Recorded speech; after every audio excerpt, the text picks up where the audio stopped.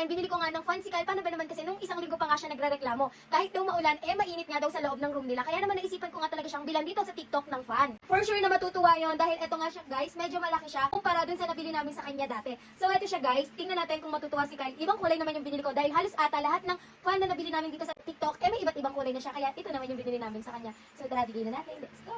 Mami, alam niyo po ba, napakainit sa room namin. Kahit wala po akong ginagawa, pawis na pawis po ako. Kahit nasa isang tabing upuan na po ako, wala akong ginagawa, pawis na pawis po ako. May bibigay ako sa'yo eh. Ano po ba yan? Para hindi ka na mainitan sa room nyo. Opo. Gusto mo ba yun? Gusto ko po. Gusto mo? Opo.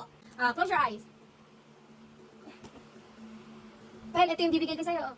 Wow! Electric fan Gojo! Oh, from Goju yan. The world's famous portable fan brand. Wow, thank you po Gojo! Sige, open mo na. Yan siya guys, oh, may mga kasama. Yan oh, may kasama pa siyang ano? Ganda guys! Ito po pala yung parang, kunyari, nangangawit ka na ganyan.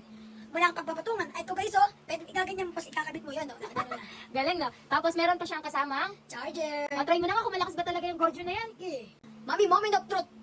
Wow! Buong mukha abot! Grabe, nakaka-refreshing. Tingnan nyo, number 1 pa lang, yung lakas na. Tama, ilalong ko to. Wow! Guys, napakalas din may buko, oh. Guys, pag gusto niya namang hinaan, dito mo lang siya pipindutin. Sa left side. Ano nagagawa ka ng mga ginagawa mong assignments? Napupul din siya, guys, oh. Kunyari, may ginagawa ka, oh. Diyan ka na susunod na, di ba? Sabi naman, ang galing dito sa TikTok.